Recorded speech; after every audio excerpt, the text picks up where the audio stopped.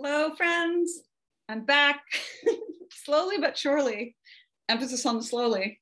Time for more Patricia Lockwood, and time for a little bit more Life in the Portal. I'm just looking at the book now to see how much we have left.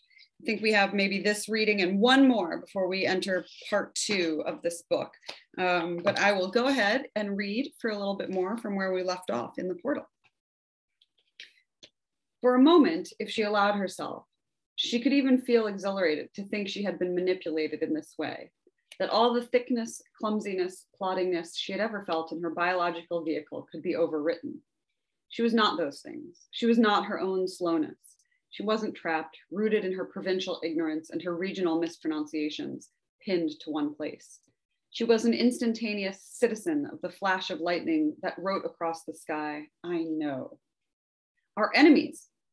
What if they had planted the thing about eating ass to make us all suddenly want and claim to eat ass, to talk constantly about our devotion to eating ass, to pose on our album covers with napkins tied around our necks and knives and forks poised over delectable asses?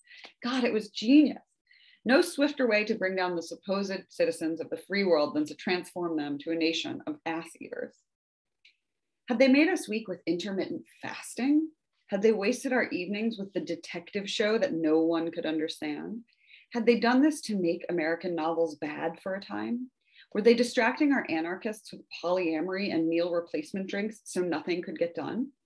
Had they bloated us with homebrew? Had they made Christianity viable again? Had they brought back snap crotch bodysuits? But no, this is how conspiracy thinking began. This is how you became someone who put the whole sky into finger quotes. She must accept for now that the craze for ass eating had been organic, along with all the rest of it.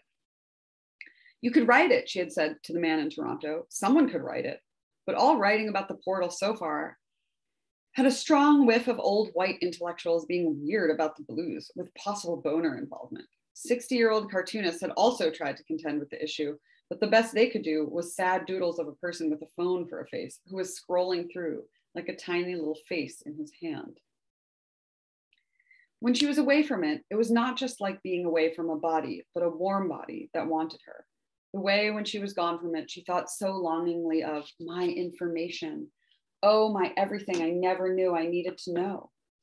At least that was how she saw it in elevated moods. In baser ones, she saw herself bent over on her knees, spread-eagled and begging for reality's come. The thought of attacks on our infrastructure was especially hurtful because we had spent so many years laughing at movies where cyber criminals in dog collars hacked into the traffic lights so that they were always red, or hacked into the freezer sections of grocery stores so that our capitalistic lasagnas melted, or hacked into the signs in baseball stadiums so they said game over with a little skull and crossbones exploding underneath. If we actually had to confront such situations in our real lives, our large deforming senses of irony would leave us completely undefended. Like, what if this was hacked and the hackers turned all instances of the word as into the word ass? That would be really funny. What do you mean you've been spying on me? She thought, hot, blind, unreasoning on the toilet. What do you mean you've been spying on me with this thing in my hand that is an eye? How are we supposed to write now that we could no longer compare anything to a phantom limb? Was the phrase the braille of her nipples to be absolutely retired? Were we just never to say that someone inclined her head like a geisha ever again? Could we not call the weather bipolar without risking the prison of public opinion? Not imply that bird watchers are autistic? Could we not say the crescent moon was as slender as a poor person? Not say the sun crashed inevitably into the mountains like a woman driver? Take all shades and strengths of coffee away if we could no longer hold it up to people's faces. One day it would all make sense. One day it would all make sense, like Watergate, about which she knew nothing and also did not care. Something about a hotel? On a slow news day, we hung suspended from meat hooks, dangling over the abyss. On a fast news day, it was like we had swallowed all of NASCAR and were about to crash into the wall. Either way, it felt like something a dude named Randy was in charge of. She was handling it well, even though some mornings she put her bra on inside out and it seemed too hard to fix. So she just sat there staring at the news in an inside out bra. She was handling it just fine, even though her face had been replaced by one question mark after another question mark after another question mark. And her heart had been replaced by what happens to a bunch of seagulls when a dog comes running down the beach, And the only way it was possible to comfort herself anymore was to stand in front of the mirror and say out loud, "Cows don't know about him." Enough is enough, she told herself sternly, and requested only one thing for her birthday: a small portable safe designed to look like a dictionary that she could put in her phone every morning, that she could put her phone in every morning when her husband went to work. When it was presented to her, she ripped the paper away like a greedy child, traced the letters on the spine, New English, and spun the wheels of the lock with a feeling of clicking completeness. "But what is it for?" he asked, 90% happy that he had pleased her, 10% unhappy that he had married a madwoman, and she responded with simple dignity, "My valuables." Hush, tick, hush, tick, click, click, click, click. "My safe!" She found herself screaming 2 days later, kneeling below her husband's work window with a needle standing in every pore, a pair of balled up panties stuck to one leg, and clutching to her chest what appeared to be a dictionary. "Get down here and open my safe." She had tried every number that she could think of, the sex number, the Antichrist number, the Twin Towers number, but he grimly took the safe from her and freed it with 1, 2, 3, 4. "Oh," she said, slumping with relief, her body unlocking as soon as the phone was in her hand. "That's good. That's funny. Like learning to count, like Sesame Street." That night, the new safe went in the back of the closet, where the words New English could not wink at her any longer. And they never spoke of it again. And that was love. That was what love was now. "You will be so wise. You will understand everything about our time, and you will know nothing about us."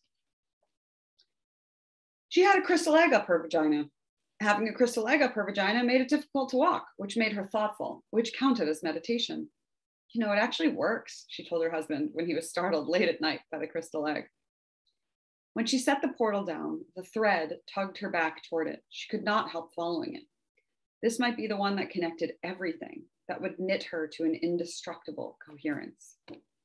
Self-care, she thought, and sprinkled in her tub a large quantity of an essential oil that smelled like a Siberian forest. But when she lowered herself into the trembling water, what she would have referred to in the portal as her beehole began to burn with such a white hot medieval fire that she stood straight up in the bath and shouted the name of a big naked god she no longer believed in.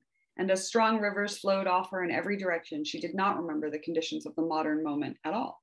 She was unaware of anything except the specific address of her own body, which meant either that the hot bath had worked to restore her to herself, or else that she would have sold out her neighbors to the regime in an instant.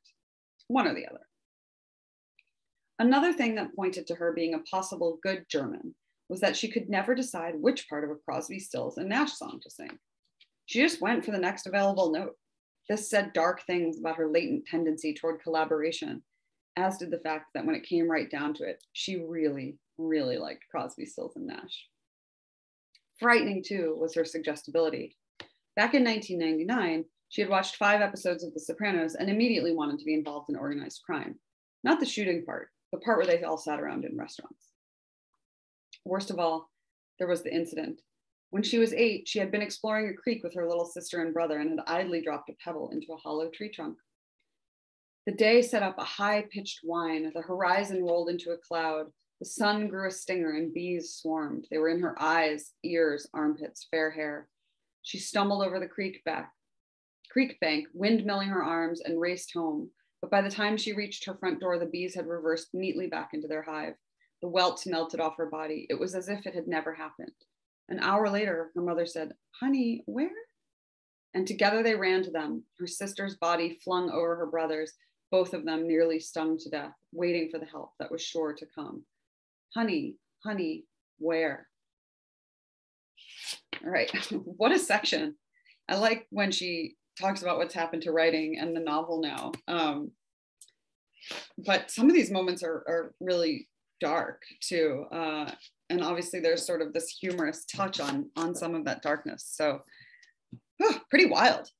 Thanks for listening today. I look forward to reading next time, and thanks for your patience as I make my way to the end of a grueling semester, but we will also make our way by hook or by crook, as they say, to the end of this book.